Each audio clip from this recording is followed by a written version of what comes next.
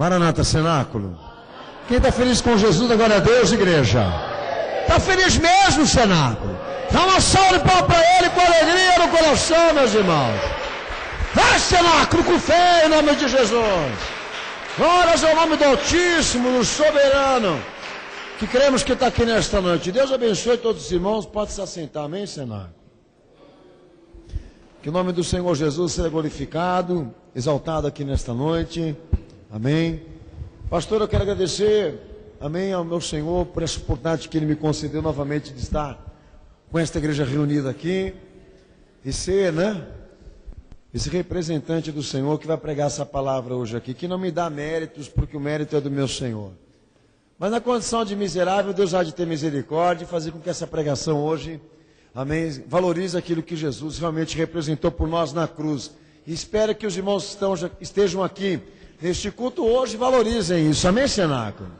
Que se trata de uma palavra que já está extinta, que ninguém quer pregar, amém? Quero também agradecer a presença de todos que estão aqui conosco em São Paulo, aqueles que também nos acompanham pela internet agora ao vivo, amém? Que Deus abençoe a tua entrada, a tua saída. Estamos em campanha nessa noite, campanha o toque da trombeta, campanha de preparação e santificação para a volta de Jesus, o arrebatamento da igreja, e os sinais confirmam que a Bíblia é quem diz ser, que ela é um fato, amém, verídico, de afirmação, amém, sem nenhuma falha. E agradecemos ao nosso bom Jesus pelos sinais que estão aí, avisando a igreja, amém, que Ele virá e não tardará. Deus abençoe a todos os nossos irmãos que têm essa fé, essa esperança, que estão se santificando, se consertando, se apropriando ao que nós temos pregado, amém. A recompensa vai ser muito grande e não tem recompensa maior do que a salvação, amém, cenáculo?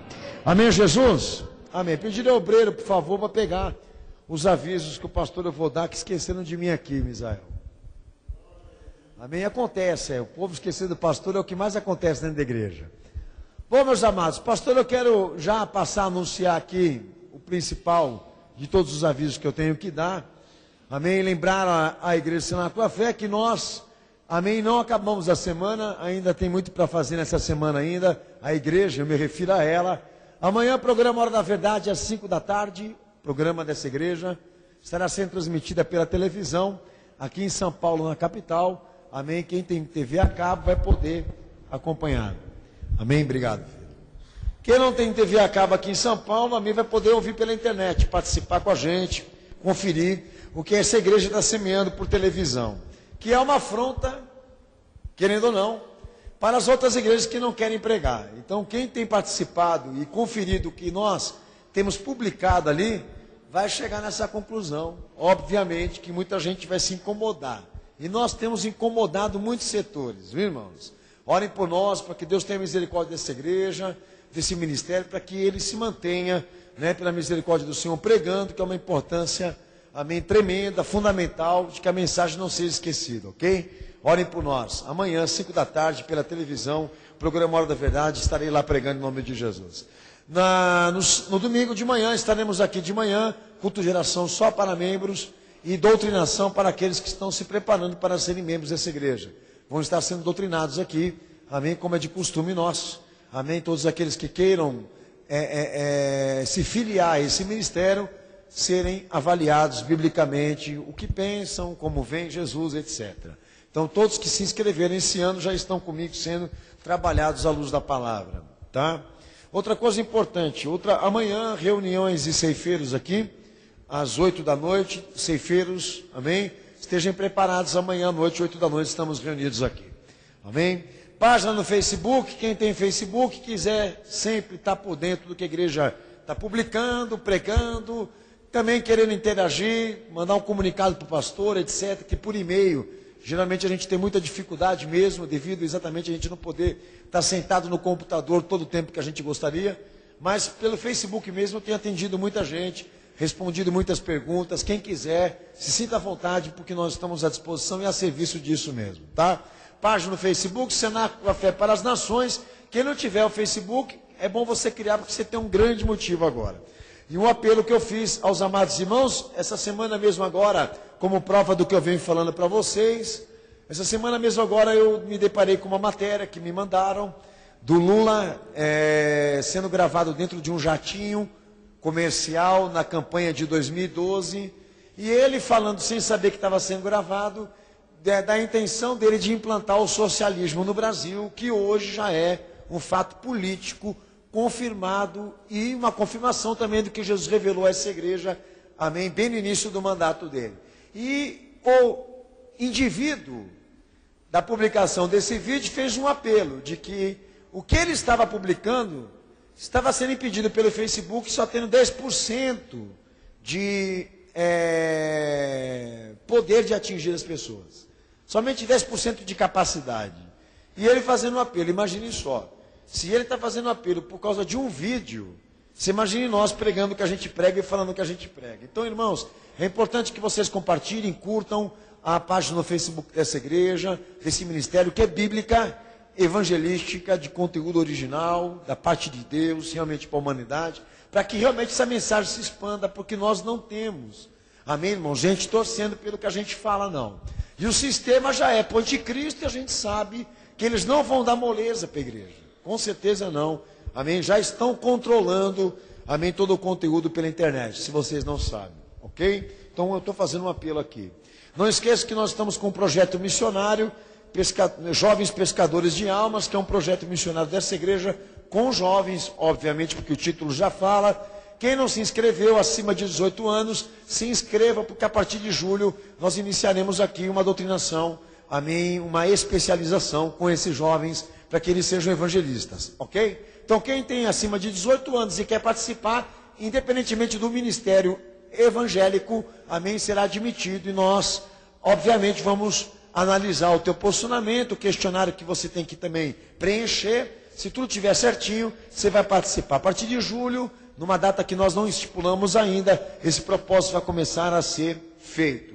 Ok? Era só isso que o pastor tinha que dizer. E lembrando que nós estamos em campanha de arrecadação para a compra da sede. Aqui em São Paulo, nós estamos buscando aquilo que o Senhor nos pediu, que é um lugar próprio para a gente poder atender as vidas que entram aqui.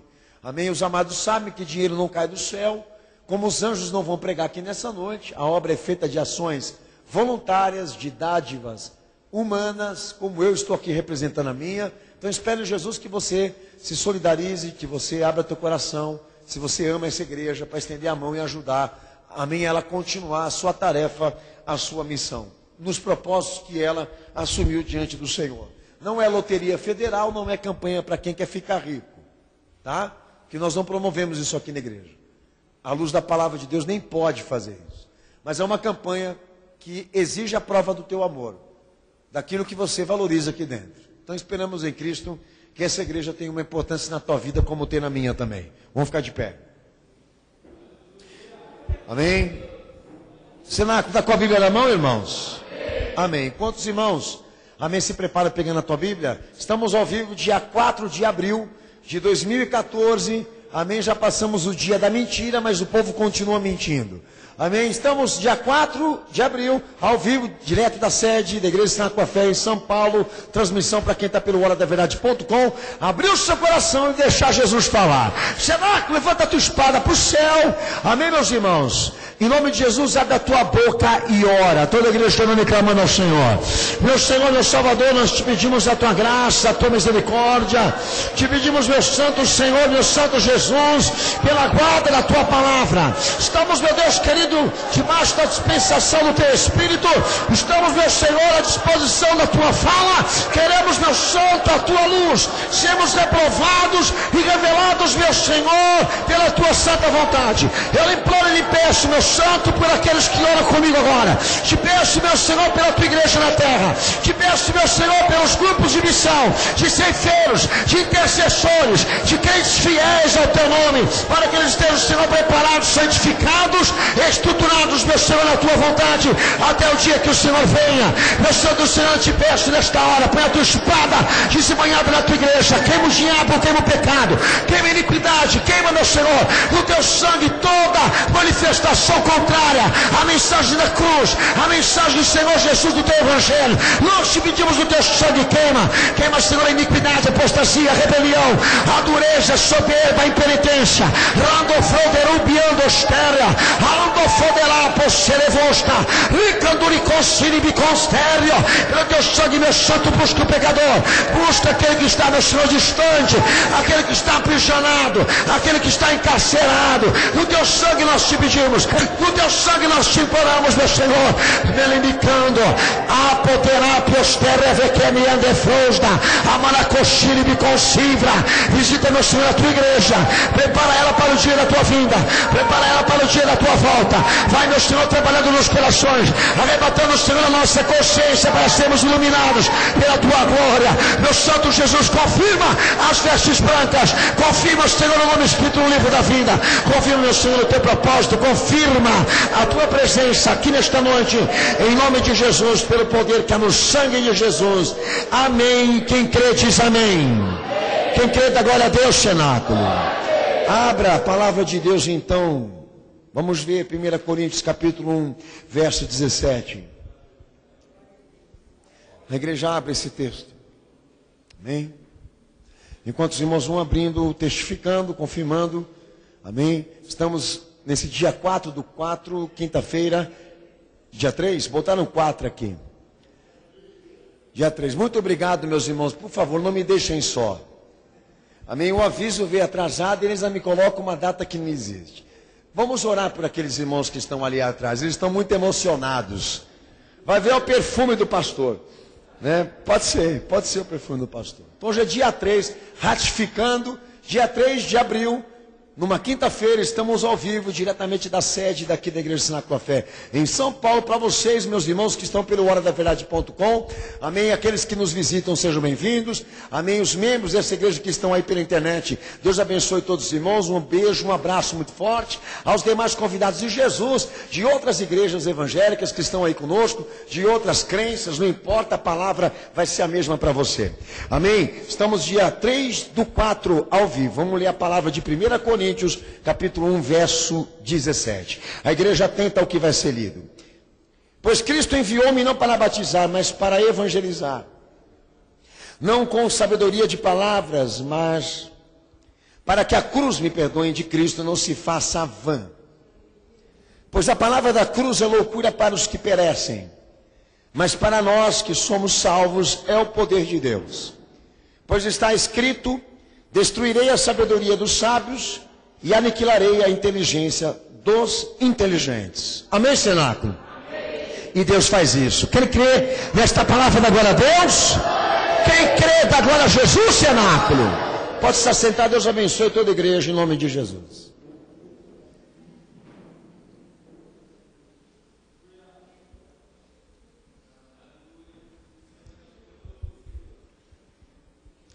A primeira questão que eu faço, observação aqui com vocês, que é uma preocupação minha hoje como pastor e tem que ser da igreja, é o fato de nós estarmos chegando já à conclusão da extinção da fé.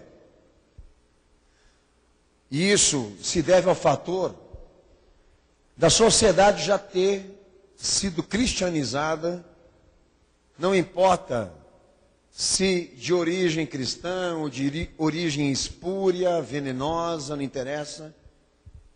Mas nós estamos chegando aos finalmente de que a fé não exista mais, de que a Bíblia também não esteja nos corações, porque é uma conclusão deste fator de que o Evangelho está esgarçado, de que estamos à vista de uma universalização do Evangelho, o Evangelho está sendo pregado como nunca se pregou, a popularidade já é vista, como com o crescimento também dos adeptos chamados evangélicos. Então, todos esses fatores que se comprovam por estatísticas, etc., etc., já mostram para nós que nós estamos chegando na conclusão de que as pessoas realmente se decidiram, né, de que esta geração se decidiu. E a maior decisão que eu tenho visto lá fora é daqueles que não querem a fé.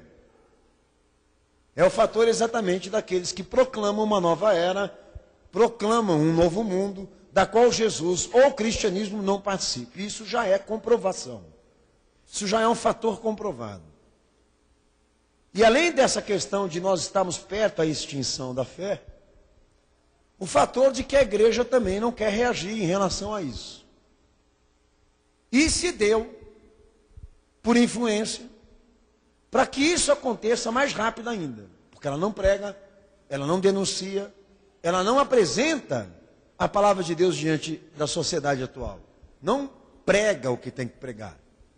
Então, pela sua omissão, pelo seu silêncio, pelos montes de besteiras que fala, amém, nós estamos chegando exatamente nesta experiência dolosa, triste, deplorável, que é ver a sociedade realmente começar a discutir, debater questões acerca de Jesus e da Bíblia, que foi estudado, comprovado lá atrás, e que está sendo retomado esse discurso, esse debate, para exatamente definirem que eles querem um mundo sem Jesus. Eu não sei se os irmãos estão tendo sensibilidade para ver isso, se vocês enxergam isso, mas eu acho bom você ler noticiário, você está por dentro das matérias, você está por dentro do que está acontecendo. Nós estamos diante de um grande desafio como cristão. Um grande, inclusive a igreja. Mas entrando dentro daquilo que Paulo fala a Corinto, um apelo que este irmão faz para que a cruz de Cristo não se faça vã, nós temos mais que evangelizar do que batizar. E ele não faz desmerecimento pelo batismo, ele quer dizer que o batismo é uma consequência de consagração por parte do indivíduo que tem certeza, convicção de que Jesus Cristo é quem afirma ser. Que não há motivo ninguém se batizar, descer as águas, se ele não tem essa convicção de que o plano de Deus traçado para a humanidade ser salva está na obra, no testemunho e na pessoa de Jesus. Se não há essa convicção, não há batismo. Então ele diz, Deus me chamou muito mais para evangelizar e enriquecer a cruz de Cristo na minha pregação do que batizar.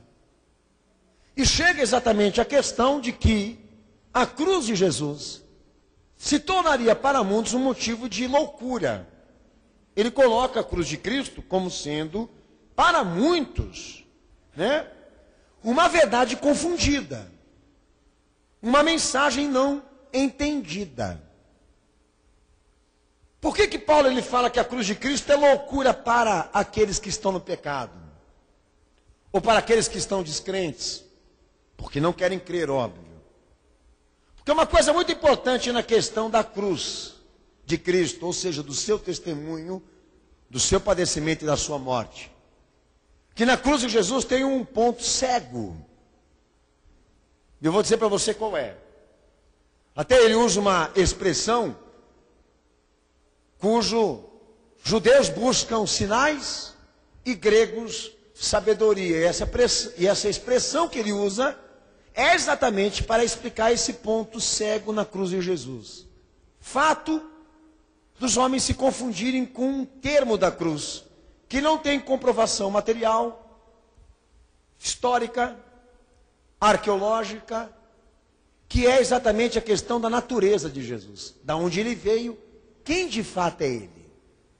Não há como se comprovar materialmente que ele é o Filho de Deus. É uma questão de fé.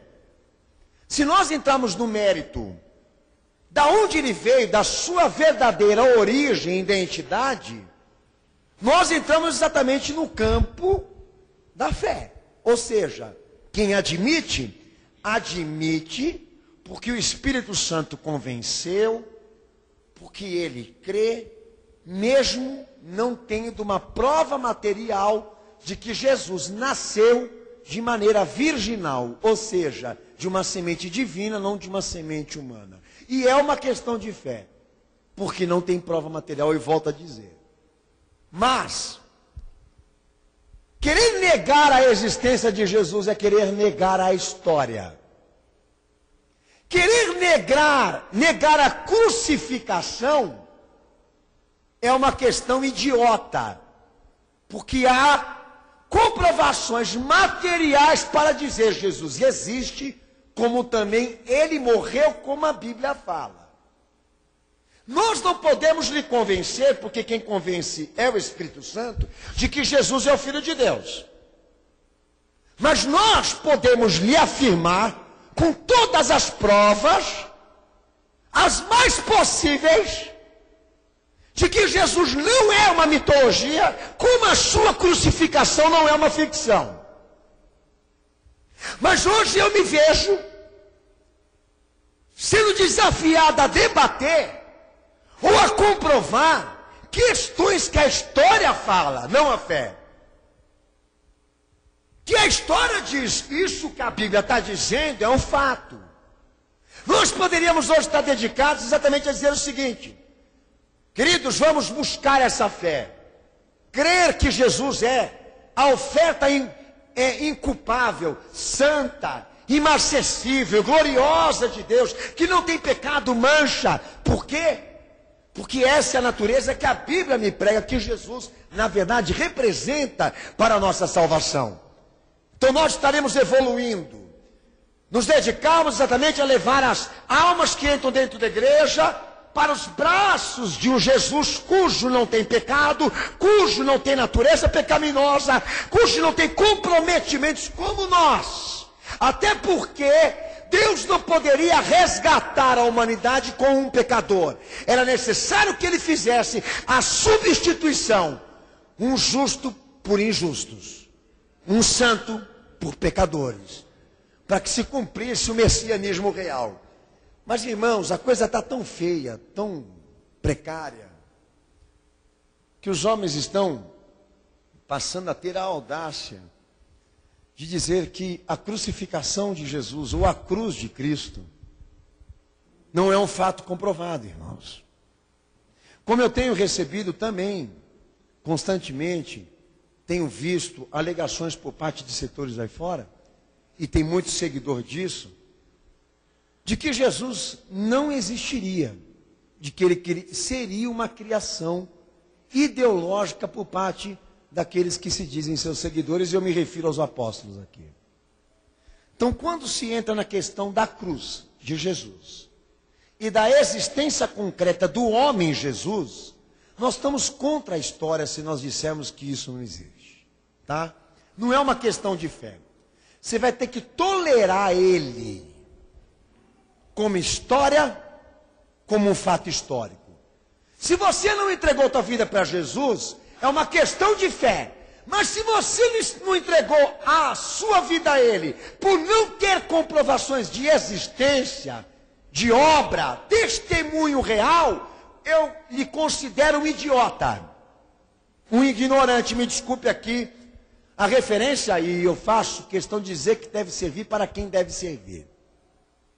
Eu não deveria hoje me dedicar ao fato da história, mas deveria me dedicar ao fato da teologia cristã, que é nós irmos a Cristo decididos de que Ele tem algo para nos dar da parte de Deus.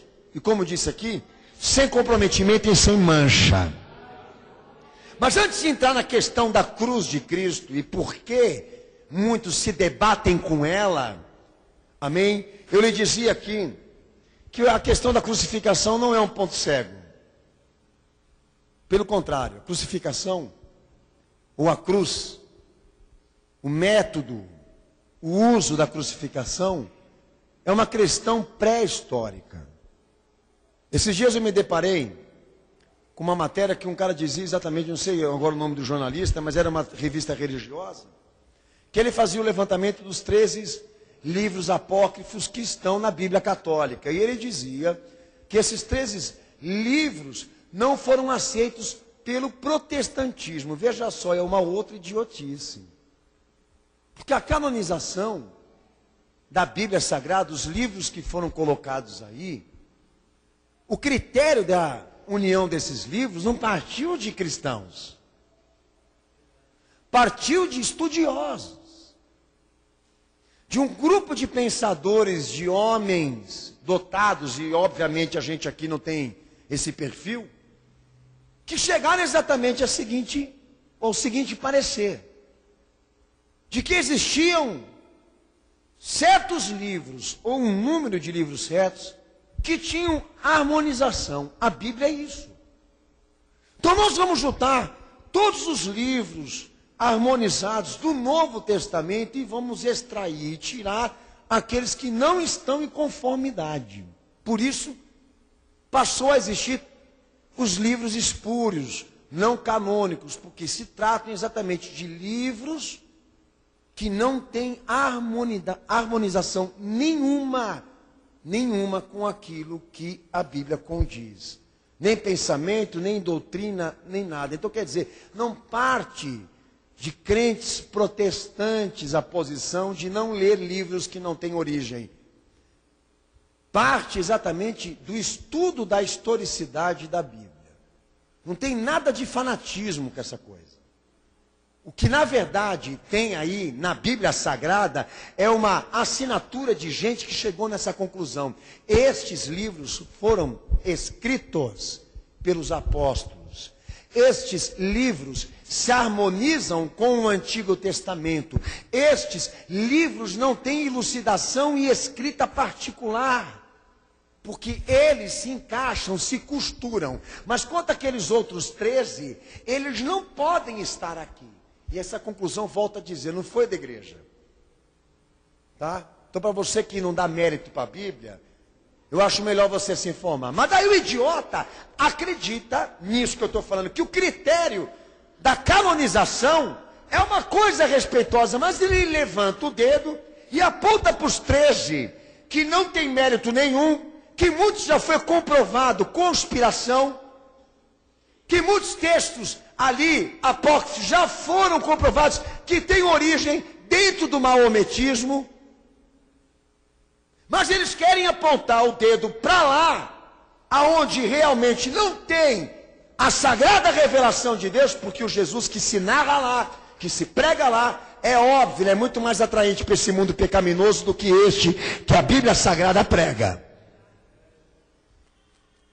E a pessoa que trouxe à tona essa informação, ela citou um dos livros espúrios que eu estou aqui com os amados irmãos ressaltando. Deixa até o pastor aqui lembrar qual foi esse texto que essa pessoa citou. São Barnabé. Pastor, eu citei esse nome hoje, aí tinha esquecido. De que Jesus ele teria não sido crucificado. Então nós entramos na questão. E qual questão? De que se alguém disser isso, e eu acreditar nisso, de que a cruz que nós pregamos aqui, ou cremos existente aqui nessa igreja, que nós cremos, ela não existe, nós temos que chegar para esse indivíduo aqui e dizer para ele, meu amigo, você precisa estudar. Porque você é um ignorante. Você precisa tomar vergonha na cara e se informar melhor. Porque você está mostrando maldade nessa tua afirmação. Pode-se dizer que Jesus não é o Filho de Deus no teu parecer, porque é uma questão de fé. Mas negar a cruz de Cristo é ir contra a história. A prática da crucificação, ela é pré-histórica para os irmãos terem uma noção. Ela foi atribuída a Semíramis como sendo a criadora desse método de condenação, para os irmãos terem uma ideia como é que a história fala. A cruz não foi inaugurada por Jesus. Essa prática existe desde o início da história. Posteriormente dizem que foi acatado por outras civilizações, como a história diz, reputada, também praticada por fenícios, egípcios, persas, pelos gregos, por Roma. Então, a prática da crucificação, ela esteve presente na história toda da humanidade, como um método de crueldade. E diz a história que foi abolida por Constantino nos anos 365 depois de Cristo. Para os irmãos terem uma noção que até depois que Jesus foi crucificado, muita gente continuou sendo sentenciada da maneira como ele foi, cruelmente. A história diz, para os irmãos verem como é que chega o ponto da maldade, da má intenção, dos meios de comunicação, dessas porcarias que se leem lá fora. Que o método da crucificação sempre foi utilizado da mesma forma. Primeiro a sentença, depois a tortura, depois a crucificação. Da maneira mais antiga, segundo os relatos históricos, as pessoas que eram sentenciadas pela crucificação, primeiro elas eram mortas e decapitadas para depois serem crucificadas para serem expostas. Até dentro do judaísmo se praticou esse tipo de coisa. Com o tempo, a tortura foi ficando mais grave. E quando chegou em Jesus, as pessoas eram crucificadas vivas.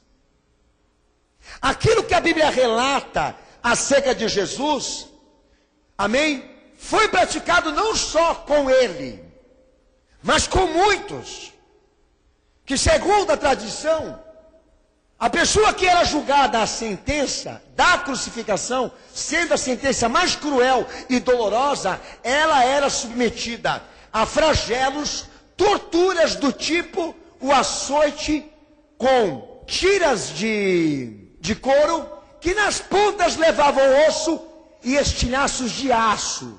Quando esse filme, A Paixão de Cristo, foi para o cinema, muita gente ficou horrorizada com a forma que ele elucidou a crucificação de Jesus, mas até no judaísmo houve uma revolta por ele levantar a polêmica, mas ele fez o relato da crucificação como a tradição histórica relata. Não usou a Bíblia, usou a história para dizer exatamente o que seria uma crucificação naquela época, na época medieval.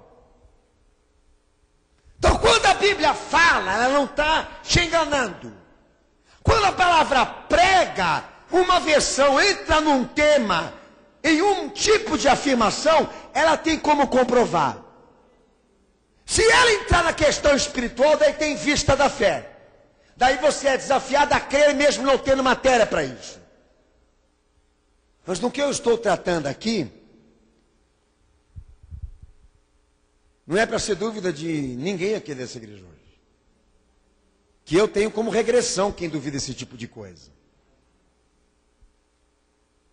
Os amados terem uma noção, a história ela pode até comprovar que a crucificação na época de Jesus, depois da vítima ser sentenciada ao flagelo do açoite, que tinha um pedaço das costas arrancadas, e isso possivelmente aconteceu com o nosso Senhor, ela era no chão, crucificada, com pregos de 18 centímetros, primeiro nas mãos, ainda deitada.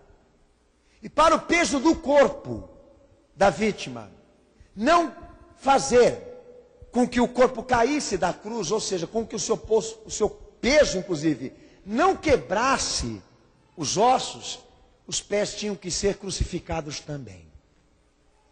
A vítima era levantada e crucificada viva para se submeter a uma morte que em certos casos durava 35 horas, em outros casos 9 dias.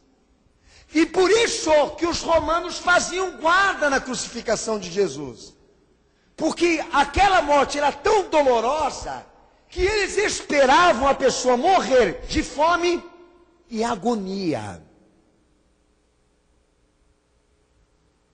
E quando os soldados percebiam que a pessoa sofria demais, que aconteceu com o nosso Senhor, eles com um martelo quebravam as pernas, e um dos lados eles perfuravam com espada e lança, com compaixão e piedade, para que a pessoa morresse logo. Então toda essa narrativa que está na Bíblia, daquilo que aconteceu com Jesus, a história diz, isso é um fato, comprovado que ninguém pode questionar. Quanto à questão do nosso Senhor, se subentende que Pilatos não permitiu que ele se submetesse a 2 sessões de flagelo de açoites, somente uma, para dar tempo para que os judeus mudassem de intenção. Isso a história fala, eu não acredito. Mas diz a palavra para mim e para você, que quando Jesus foi à sentença de uma pessoa assassina, de uma pessoa ruim, de uma pessoa maldosa, como santo, ele não pediu uma cruz diferente da dos outros. Uma coisa importante que você deve saber. E a Bíblia fala que mesmo ele precisando se submeter a esse tipo de humilhação, de dor e sofrimento, ele ainda conseguiu consolar o moribundo que estava à sua direita e fazer 7 citações antes de morrer acerca da salvação e do reino de Deus. E depois ele agonizou e morreu, orando, intercedendo e pregando sobre a dor. A concepção e a ideia de que ele tenha morrido numa estaca é tão mentirosa, tão maldosa, tão satânica, que vai de frente com a Bíblia Sagrada. Sabe por quê? Porque a cruz de Jesus é tão cruz que tinha espaço para que se colocasse um título das suas insígnias. Rei dos Judeus. Para cair exatamente a tese de que ele tivesse morrido sobre uma estaca. E a Bíblia diz, não, a dor dele, o sofrimento dele foi como a dos bandidos, a dos malfeitores. Ele morreu como eles também, os outros, morreram. Com uma diferença, sem merecer sentença.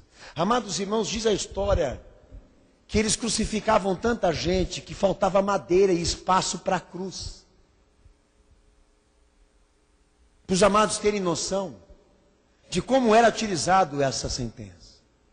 E quanto à questão de que Pedro tinha sido crucificado, como Jesus foi e posto de ponta cabeça a pedido dele, isso é uma suposição, mas o critério dessa avaliação se dá exatamente ao efeito de que Roma não poderia ter crucificado Paulo, por isso a gente subentende que ele foi decapitado e não crucificado porque era um cidadão romano.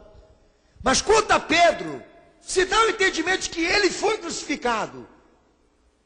Como também se dá a suposição de que ele tenha pedido de que ele não fosse igualado ao seu Senhor e ao seu sofrimento. E por não se sentir digno, tenha pedido de ter sido crucificado de ponta cabeça. A Bíblia não fala sobre isso. Mas a história dá margem para se ter essa ideia. De tão forte que é a cruz de Cristo. De tão forte que é a parte histórica, arqueológica, daquilo que aconteceu com Jesus lá. A Bíblia não criou, os discípulos não sonharam. Ele não está inventando o sofrimento de Jesus e o seu padecimento, mas narrando aquilo que aconteceu de fato. Então eu olho para a cruz de Cristo e ela diz a mim assim, olha, é uma questão histórica, arqueológica, que você não deve discutir nunca. Mas se você vai aceitar Ele como único Senhor e Salvador da tua vida, isso é uma questão de fé. E você vai precisar chegar ao ponto dessa crença. Mas se o anticristo vai chegar dizendo, ele não existe, é uma exploração com base na ignorância. Uma afirmação com base de uma desinformação. Não por falta de comprovação. Jesus morreu, como há séculos, pessoas morreram sentenciadas. Ele foi exposto a um espetáculo de dor e sofrimento que já se tinha um método, uma prática firmada. Não, ele não inaugurou a cruz. Ele não é inaugurador dessa sentença.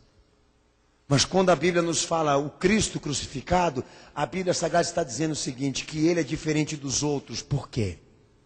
Porque ele morreu sem mal nenhum ter feito.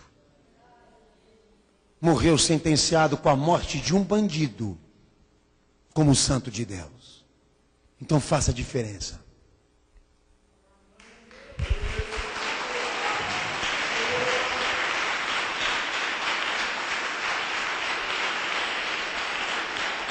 Mas Paulo, o interesse de Paulo na pregação de Corinto não é história, não é arqueologia, mas é a parte do ensinamento de quem é Jesus. É cristologia. Entendemos e compreendemos quem é Jesus e por que ele morreu e sofreu. É a mensagem da igreja. Então a Bíblia e a cruz têm uma relação profunda. Por quê? Porque o interesse dela é narrar que naquela sentença estava o Filho de Deus, diferente das outras que existiram. A preocupação da pregação de Paulo é dizer que o fenômeno da cruz com Cristo traz uma significação eterna, porque Jesus é princípio e fim, humanamente sem princípio e sem fim, porque ele sempre existiu, ele é eterno. Dizer que a cruz de Cristo é diferente das outras, por quê? Porque aquele que estava lá é cósmico, todo o universo pertence a ele, como Paulo já dizia. Todas as coisas que foram feitas por Deus, foram feitas porque ele existe, foram feitas para ele.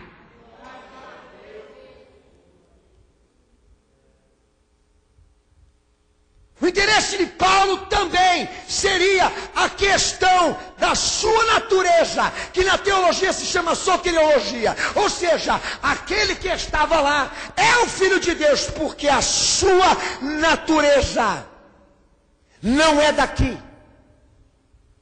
Não procede da junção e união humana, carnal, de conjunção carnal, mas Deus dando o seu Filho para se encarnar para este fim. Aquilo que Deus ofertou, não o que os homens deram. Então não entra Maria, não entra José, não entra ninguém nessa parada aí. Porque esta cruz quem levou foi Deus, não foi homem. Amém, Jesus, cenáculo. Então o interesse de Paulo com a cruz de Cristo é dizer, ele é o princípio e o fim. Ele é aquele que sempre existiu. Ele é aquele a cujo universo, desde a sua fundação, pertence a ele. Ele é aquele cuja natureza não tem pai, não tem mãe, não tem família, não tem princípio de dia e nem fim de dia. Está chegando a Páscoa aí e novamente a Igreja Católica vai tratá-lo mais como homem do que Deus.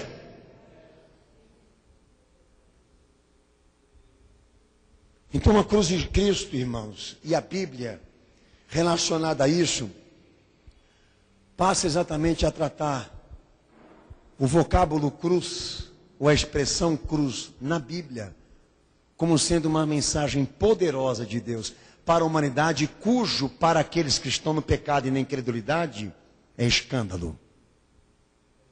E eu quero saber o que hoje, na verdade, poderia escandalizar e chocar tanto a sociedade do que está na cruz de Cristo, para que ela fizesse opção e preferência por aquilo que na verdade não tem procedência. Me interessa mais o Jesus contado pela Bíblia suja, imunda, maligna, do que a Bíblia original, do que a Bíblia procedente. Por que a sociedade tenta tanto levantar esse tema de que nós temos que dar ouvidos, atenção para aquele Jesus que o apócrifo fala, porque ele também é, entendeu, interessante. Interessante em que ponto?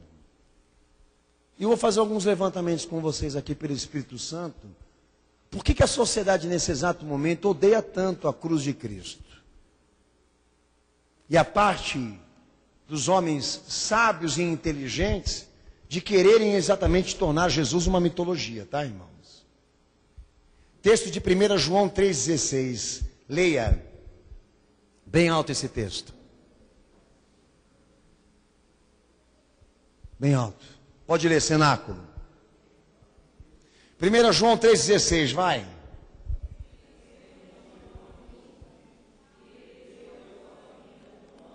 Os irmãos, espera só um pouquinho, vocês devem ter trabalhado muito hoje. Deixa o pastor pedir de novo, lê bem alto, com força, vai, cenáculo.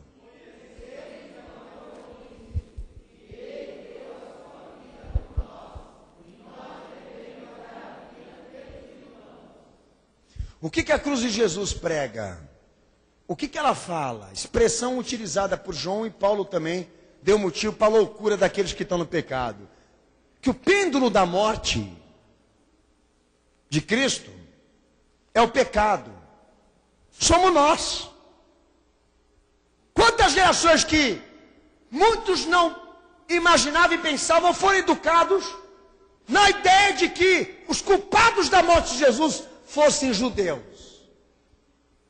Ou então aquele outro lado de achar de que foi devido à ineficiência do Estado da política romana. Nenhum e nem outro. Porque a Bíblia determina o pêndulo da morte, da cruz de Cristo somos nós. Veja bem.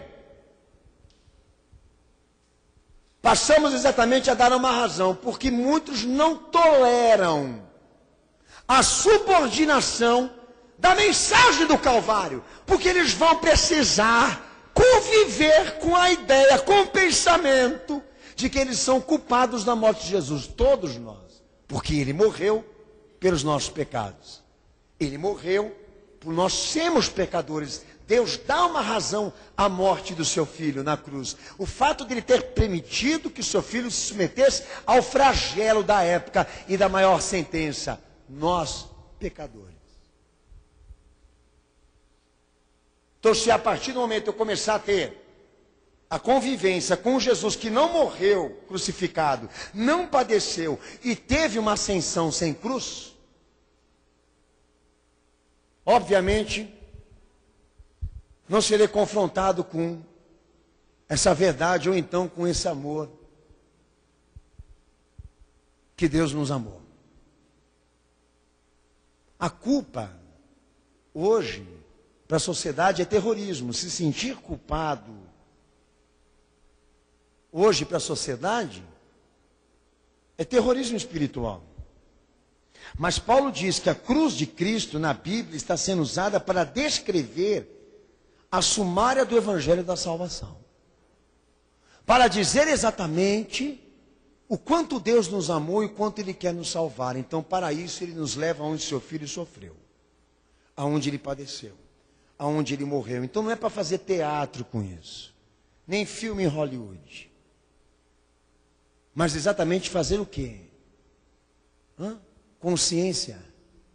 Exercício de consciência. Se Deus determinou que essa seria a forma dele salvar a humanidade, quem somos nós aqui para questionar? Nós vamos ter que conviver com isso. Nós somos os verdadeiros culpados dessa morte.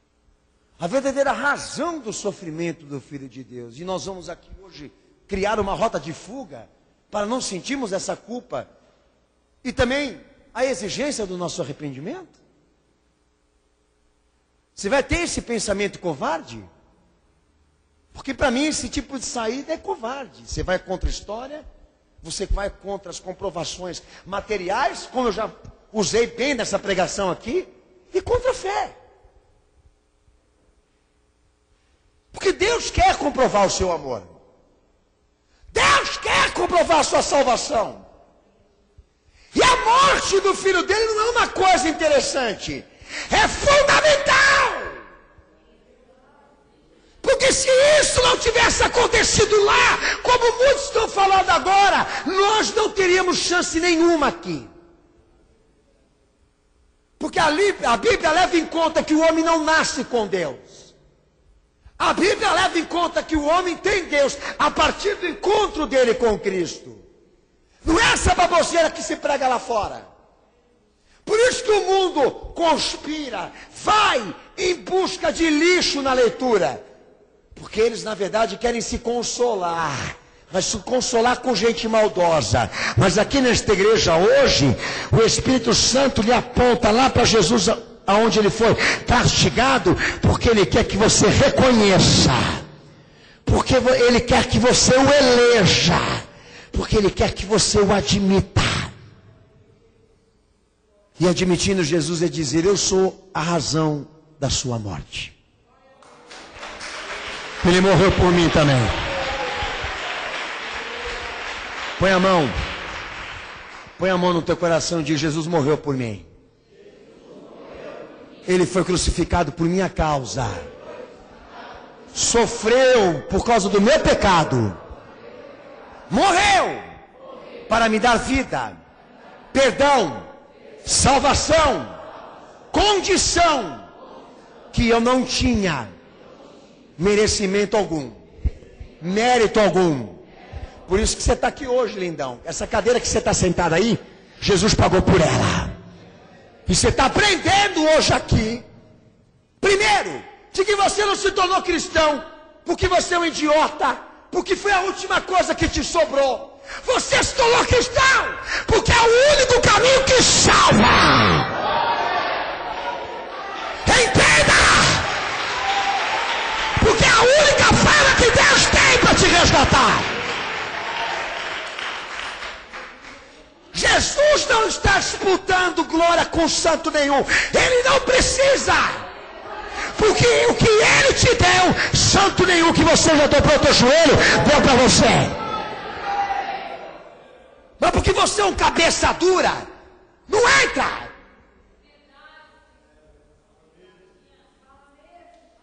Tu é mais fácil para a sociedade dizer: solta Barrabás e crucifica o santo de Deus, do que dizer, do que reconhecer que hoje aquele que vai ser castigado porque eu pequei. E Deus exercerá sobre ele o ministério da expiação, da substituição, que foi praticada desde o início da lei. Um inocente por um pecador. E agora Jesus fazendo uma vez só por todos. Então nós já criamos aqui um motivo para a sociedade se escandalizar. E uma motivação para você vir mais próximo a Jesus e ao seu sofrimento, à sua dor. Que a Páscoa está chegando aí e Deus não quer que você o celebre com comilância, com hipocrisia, com religiosidade. Mas Ele quer que você o celebre com o teu arrependimento e com a tua culpa. 2 Coríntios 5,19. O vocábulo da cruz na Bíblia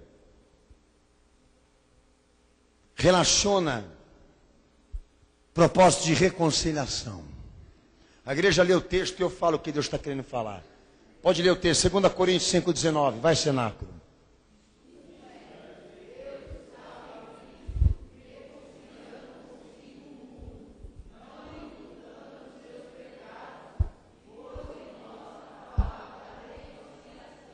Amém? Então Jesus é o mediador, a intermediação dessa ligadura, daquilo que deve ser ligado porque se rompeu por causa do pecado desde Adão. Esse é o entendimento da Bíblia para quem lê. Então ele veio para interligar o que se rompeu, Deus e o homem, Deus e natureza. Então ele padeceu para o propósito reconciliar as partes divididas. Sabe o que a Bíblia está dizendo com a cruz de Cristo, filho? A cruz de Cristo está entre Deus e os homens. Para você chegar do outro lado, você vai ter que passar pela cruz. Jesus não dizia: eu sou o caminho, a verdade e a vida. E ninguém chegará ao Pai se não for por mim. É o ego de um homem falando, ou é o Salvador dizendo ao pecador? Só uma forma de Deus te salvar: aceitando que eu morri por você e que eu tenho perdão para te dar a transformação também. Só passa do lado de lá quem passar antes por mim. Então o cristianismo passa a não ser religião, passa a ser proposta de salvação universal. A Bíblia não trata de religião, a Bíblia trata de salvação universal. Então quando a Bíblia diz há um caminho traçado para Deus, para a humanidade se reconciliar, e o mediador disso é Cristo porque Ele morreu por isso, Sabe o que Deus está determinando para a sociedade? Uma via de salvação, um caminho, uma trajetória que tem um retorno imenso, um retorno bem, diríamos assim, largo para todo mundo entrar. Esse retorno é bem largão, é bem fácil, bem assim, é preparado pelo arquiteto que ama, você entendeu? E esse retorno é para quem vem desse lado aqui e olha do outro lado a cruz que está em sentido inverso. E ele olha para aquele outro lado, escuta a mensagem que sai de lá e diz no seu coração: essa mensagem me agrada, essa mensagem me atrai, essa mensagem condiz com a minha necessidade, com a minha realidade, com a minha pobreza, com a minha miséria, etc, etc. Como que eu faço para chegar lá? Daí o dono da salvação diz: pega o retorno lá. Porque você vai mudar todo o sentido de vida que você vive agora. Que na Bíblia chama conversão. Faz a conversão lá, tem uma plaquinha, salvação, seta, não é para Rio de Janeiro, e também Cristo Redentor. Pega o retorno, quer chegar lá? Está na via da contramão. Daquilo que você pensa, daquilo que você projetou, daquilo que você já cultuou, daquilo que você já se ajoelhou, já se dobrou, acendeu. Agora você quer saber o que a cruz de Jesus assinalou para a tua vida? Você não vai entender, não vai compreender com investigação, mas com conversão, arrependimento e fé. Então essa via de salvação que tem um retorno imenso para todo mundo entrar e não tem desculpa, é um dos outros problemas que a sociedade se debate com a cruz de Cristo. O fator principal: ele morreu para me reconciliar, ele morreu para me libertar do pecado. O que a sociedade está tratando a cruz de Cristo hoje? E obviamente a igreja tornando o sofrimento de Jesus, como nunca, um sofrimento vão.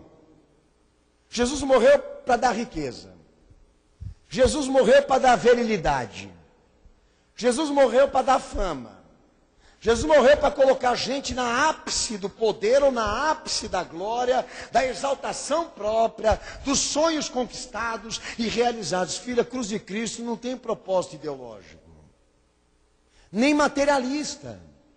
Por mais que Deus se preocupe com a nossa parte física, o propósito dele é hoje aqui, não é fazer gente rir e fazer gente rica, mas é dizer ao homem o seguinte: olha, eu dei o meu filho para te reconciliar, para você não ser morto na condenação pela minha ira. Você quer se salvar? Pega o retorno, passa do lado de lá, na via contrária que eu determinei de tudo que você pensa e de tudo que você quer, porque a fé contraria muito a nossa natureza.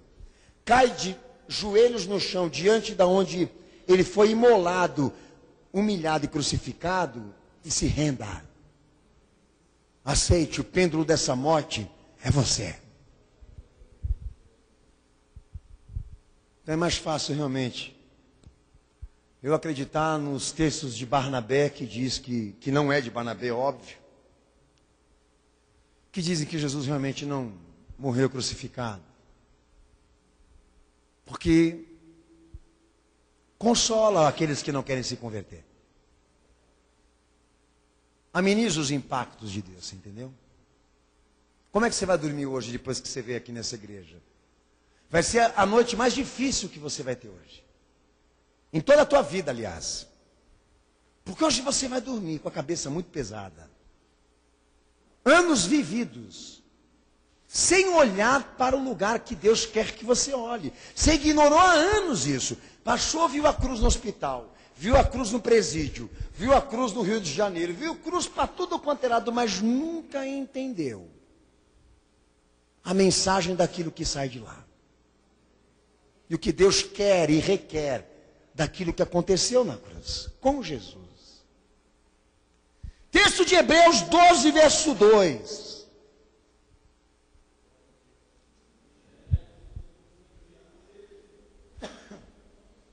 Símbolo de vergonha e maldição e humilhação, que para nós é sabedoria e glória. Lê o texto, cenáculo.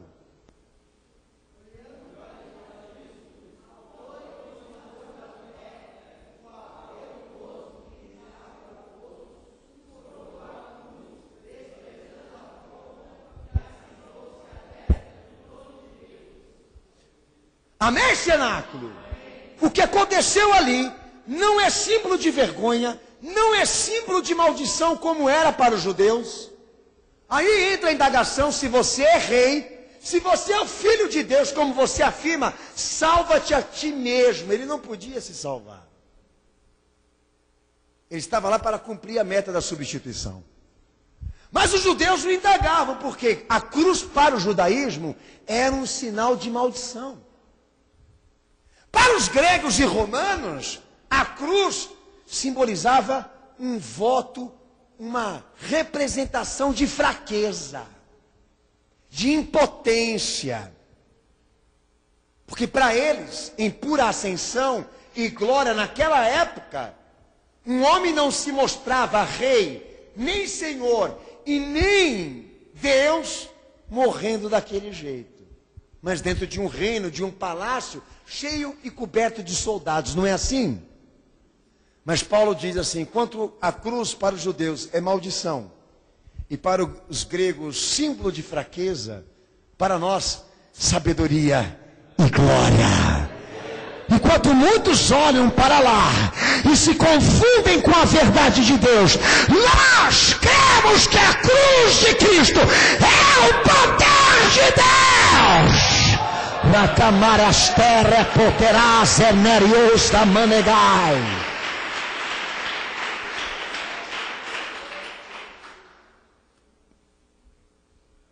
O que Paulo está querendo? Meus amados, Jesus, para nos salvar, ele teve que descer até o último degrau dessa escada. E ele não fez isso por impotência, nem por traição, nem por via do acaso. Ele fez tudo isso para comprovar inúmeros fatores, inclusive o amor, mas também a sabedoria e a glória, porque ali ele triunfou. Ele triunfou por nós. Ele venceu por nós. Mas pastor, por que triunfou e venceu? Porque ele nos substituiu impecavelmente.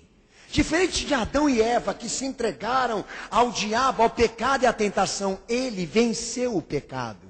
Ele venceu a vergonha. Ele venceu a morte. Ele deu aquilo que Deus precisava: justiça.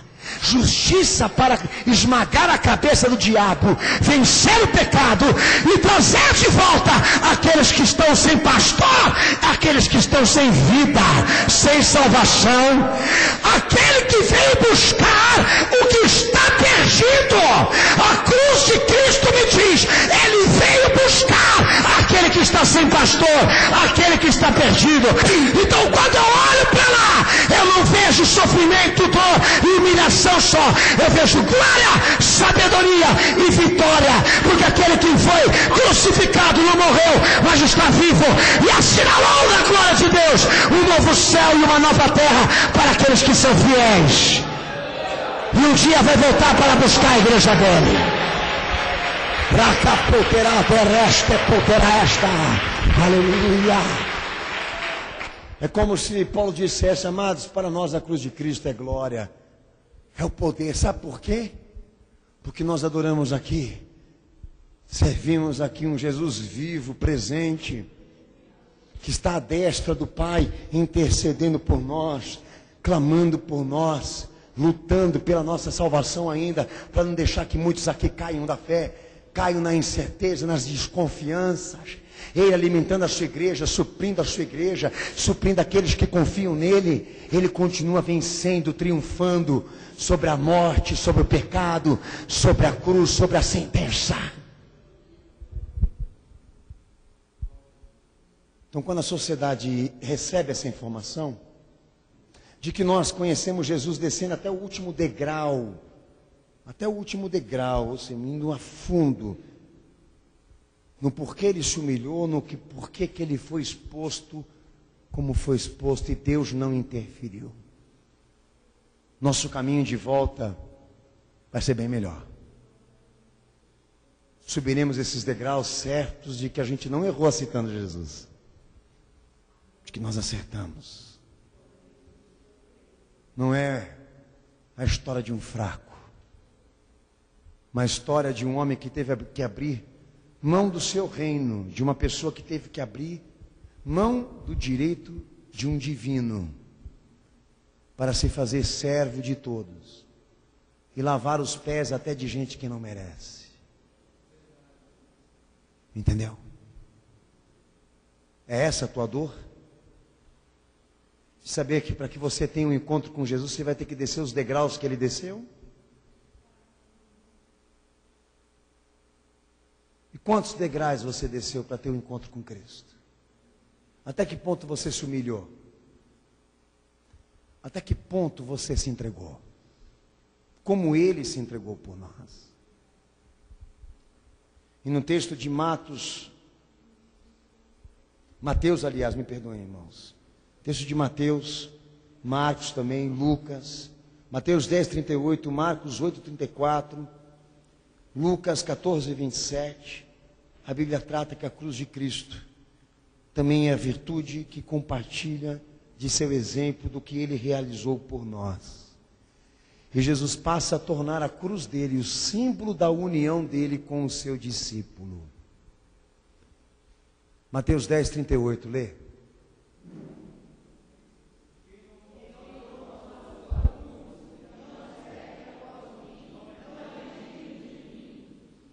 Amém? O que Jesus está determinando aí? Não há uma ascensão aqui para nós, não há glória de Deus sem cruz. Toma a tua cruz, porque a união de Jesus com você depende de que você o torne como exemplo a ser seguido e compartilhe da sua renúncia e da sua dor. Porque Jesus determinou que a comunhão dele se fortalece, a comunhão dele se confirma em quem aceita que o ganho aqui com Deus é mediante renúncia, perda do eu, do ser próprio. Deus me livre, pastor, estou em busca do meu sonho. Por isso você tem que abraçar o Valdomiro. Por isso que você merece o diabo chamado Macedo. E o anticristo que está vindo aí. Porque o teu sentido é inverso ao que Jesus lhe propõe. A cruz de Cristo para você é loucura. Porque você olha para ela e não a entende, ou também não quer entender. Por quê? Porque a proposta que ela lhe dá é exatamente o quê? Toma dela, da cruz, aonde o teu Senhor se entregou por você, um exemplo de vida, de fé. Porque para o reino de Deus, ninguém aqui sobe sem a cruz. Ninguém passa do teto em oração sem a cruz de Cristo. Ninguém aqui pode dizer, Jesus está na minha vida, se não tiver a cruz dele, na essência da sua vida pessoal. Era bom que todo mundo por essas igrejas soubessem disso, para entenderem como que esses camaradas estão falsificando o evangelho, tá? Porque agora todo mundo quer ter Jesus. Todo mundo tem Jesus, mas Paulo até diz em Romanos 6, em outros textos, mas o verdadeiro fiel cristão, ele está morto na cruz com Cristo. O seu pecado está desfeito na morte de Jesus. Ele se absteve, se entregou, abnegou das coisas ruins que Deus desagrada para o quê? O serviço, para o amor, para a entrega de Jesus. Ou seja, eu estou entregando a minha vida para Cristo hoje, para que eu seja desativado e Ele viva em mim. Porque Ele não vai entrar enquanto eu não morrer para o meu próprio eu. Evangelho não é a realização de sonho de ninguém. Mas o fator que supre a tua necessidade para Deus não te condenar. Evangelho não veio fazer ninguém rico, ninguém rir. Mas veio dizer ao pecador hoje aqui, ele te dá subsídio espiritual para você não ser condenado por Deus ali na frente. Então corre logo e vai cuidar da tua alma. Vai se entregar para Jesus, porque se você chegar diante de Deus assim, sem Cristo, sem a cruz dele, você está condenado já pela própria palavra de Deus. Por que as pessoas frequentam a igreja então? para tornar com que esses princípios que eu estou pregando aqui façam parte da sua inspiração e da sua prática de fé, antes que Deus as tome para juízo e julgamento. Você não está ocupando espaço aqui à toa, Deus te colocou para dentro. E para você, filho, que está com Bíblia debaixo do sovaco, frequentando igreja, nessa brincadeira de chamado evangélico, eu lhe determino a seguinte questão: por que a cruz de Cristo confronta tanto aqueles que estão dentro da igreja? Porque ela também foi dada para ser dividida conosco. Nós também viemos conhecer o ministério da dor, da humilhação, do sofrimento, por crer nele. Por crer nele. A cruz foi dividida para nós, para também sermos testemunho nosso. Jesus pediu: meu elo de comunhão com você é você comigo, vivendo cada passo daquilo que eu vivi quando eu te amei. Mas você não quer. Quer entrar no céu de graça. Quer entrar no céu com foguete. Quer entrar no céu com a oração do apóstolo. Quer entrar no céu dizendo que é filhinho de papai e de mamãe. Quem é teu pai? José. Quem é tua mãe? Maria.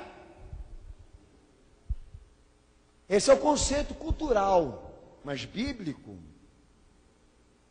Nós precisamos estar diante da mensagem. Ela tem que estar escrita dentro de nós.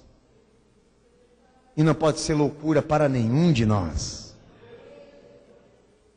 Você não pode ser aquela pessoa que vai cruzar o braço e vai ficar olhando para ela e exigindo mais dela o que ela já deu. Você não vai ficar olhando para ela e pedindo um sinal maior do que ela já deu.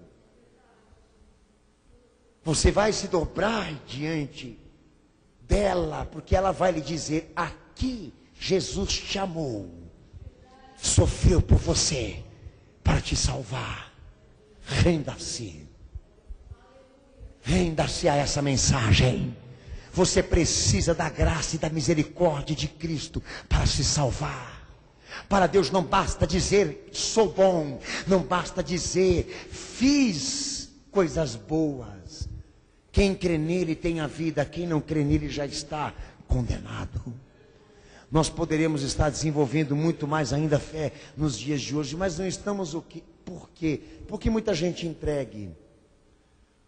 Porque nós estamos chegando na geração que vai concluir, meus amados irmãos, na conclusão dos fatos.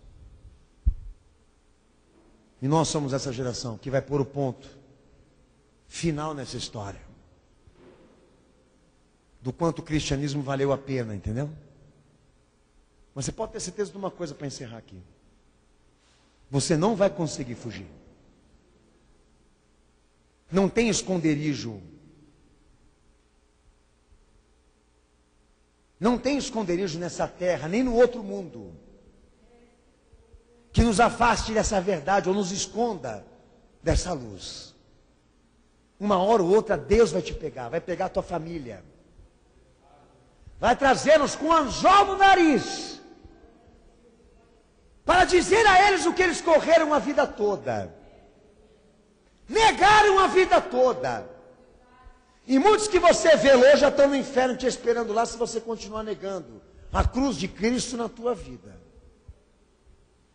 Um apelo que eu faço à Igreja Cenáculo da Fé: quem dá ouvido para heresia, para mentira e conspiração, para mim, não é carência e ignorância, não. É tendência maligna, tá? Porque as evidências são muitas, de que ele não é mito, ficção, mas a realidade de Deus. Eu tenho para mim que aqui quem conspira e violenta o testemunho da cruz de Cristo, ele não faz por ignorância, ele faz por prazer. Inclusive aquele que tem uma Bíblia católica. Porque quando ele toma paulada da verdade, ele vai para o espúrio, para o apócrifo, para se consolar. Porque é muito mais válido para mim, realmente, o Jesus que aceita o homossexual, ser homossexual.